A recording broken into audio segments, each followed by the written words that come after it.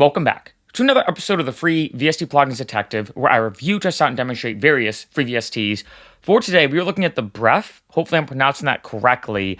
I've actually not tried this one out yet. Sometimes I review the plugins ahead of time, give you a rating and everything. But this one seems really interesting, and I'm like, you know what? I'm going to go into it dark. All I know is this is a percussive synthesizer. So let's just try it out. So first off, I'm going to play it. So we have this sound as the initial sound, and I'm adjusting the pitch. And as I adjust the pitch on my keyboard and everything, still the same notes. It seems like more of like a one-shot type plugin.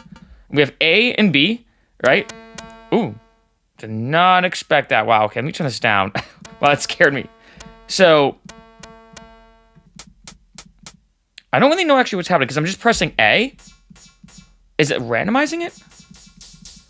Okay, so we have A and B here, so this seems to randomize it. So I guess, I'm going to pull this up. I'm going to do this. I don't think I've ever done this. Enter display Bref. Okay, so this is the, well, that's definitely not it. Wait. Hey, let's go here. Nope.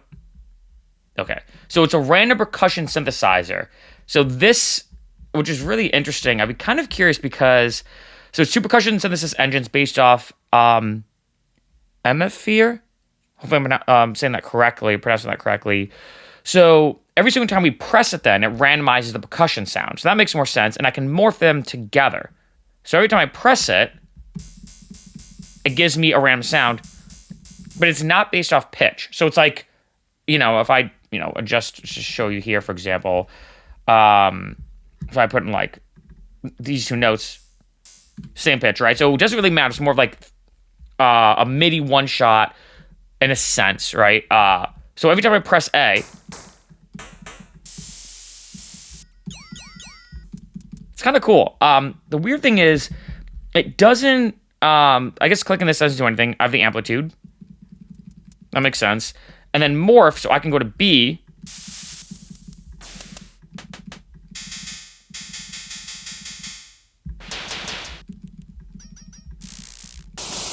Kind of cool. And then now all randomize both A and B on the morph. So right now, it's almost like crossfading in a sense, right? We have now both at once.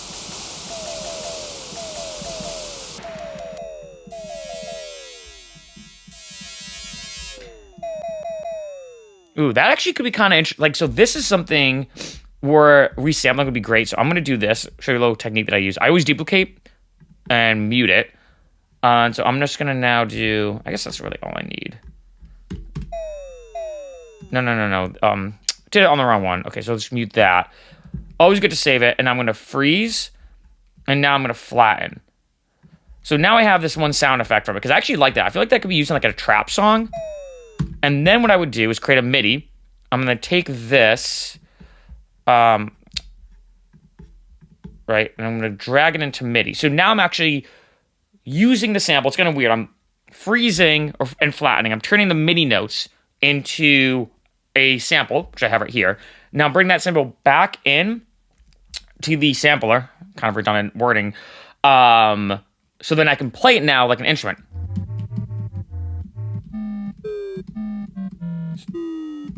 So this is the original sound. And then typically, like if I'm going to use it in a song, so I'm playing a C note. So it seems like it's pitch bending.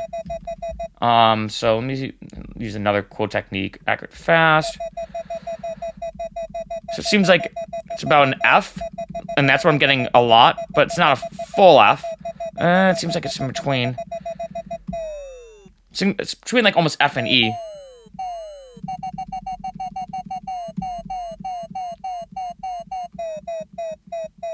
It's between like F and E, right? But that's how I could figure out the note, and I could use transpose here to like transpose it then, so I'm doing the right thing. But actually, it'd be good for like a Moomaton record, right? But you can see exactly like how I would use this plugin. A lot of it is kind of random. I think this is one that you kind of use for fun. Let me put this here. Like that is like a odd kind of snare sound. So it's weird that some of them have like a tonal aspect to it, and then some of them have more of just like a typical percussive tone. Okay. And then obviously all just kind of the same thing.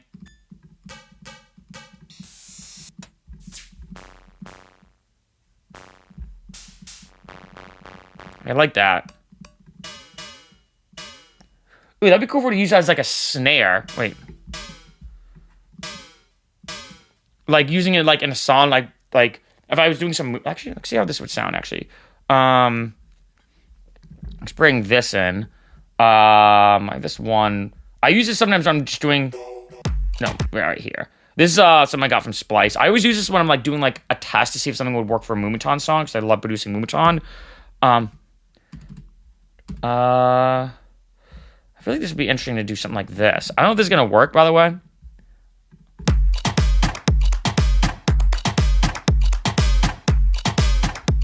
Probably put this at 115 instead of 120. Sounds kind of cool like that. And then this is probably, I would just do this. And then, like, I wonder how it would sound if I did, like, even just lowering it, like... no.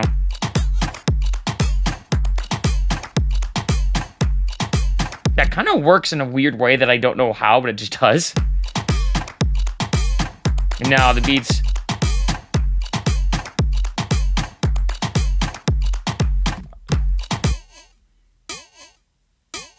What even is... I don't even know how to describe that sound. It's like a sci-fi, like, wobbly... Almost like a bit vocally, like a formant. Like...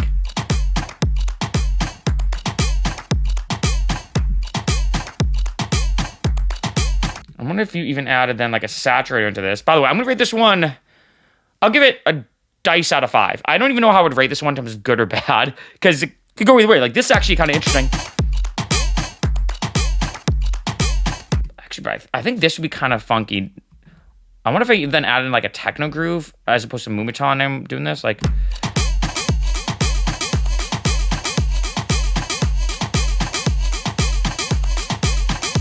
I actually might save this project file, to be honest. I might actually, because I'm okay. So as you can see, this is actually how I start making songs. It's like me messing around, and then something clicks, and I'm like, oh, wait a minute.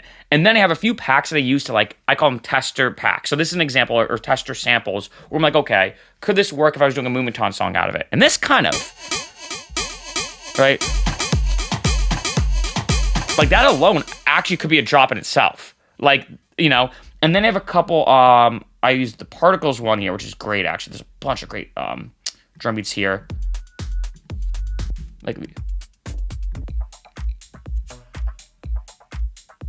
okay, so now if I bring this here, like if this one, let's put this at 120, and this, I'm gonna put this at 126, so like not full on 128, but like low key, a little bit lower.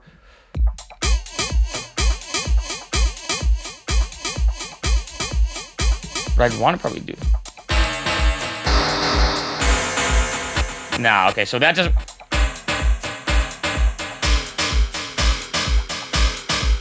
No, that actually sounds.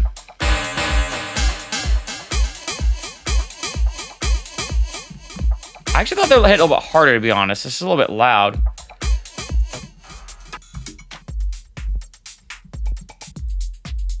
Yeah, something like this, which is more of a booming.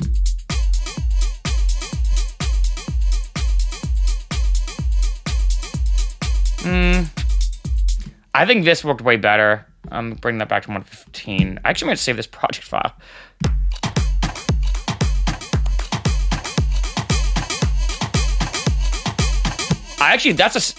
I'm saving this. I mean, you know, I think this is the first time, actually, now that I think about it, that I've actually on camera live, like messed around with a free VST plugin, not knowing what to expect, and created something like, you know what? I actually think I'm going to turn this into a song. I don't know what I'm going to call it. In case you're curious, this is what I typically do. I go to File, Save Live Set As. I'm working on a new project right now. Actually, I could show you guys that one if you want to see it. And then these are all my singles, how I have everything organized, by the way. And then what I typically do is I call it temp, because I find sometimes if I try to think of a song name too much ahead of time, it can actually influence the way the song comes out, as weird as that sounds, right? So I'm going to save this. I'm going to collect all and save, as I always do. because also this is very sample based thus far. But yeah, gotta say, I'm gonna give it a dice rating out of 5. Kind of a fun one to use, as you can see. You have no idea what you're gonna get, so why not try it out?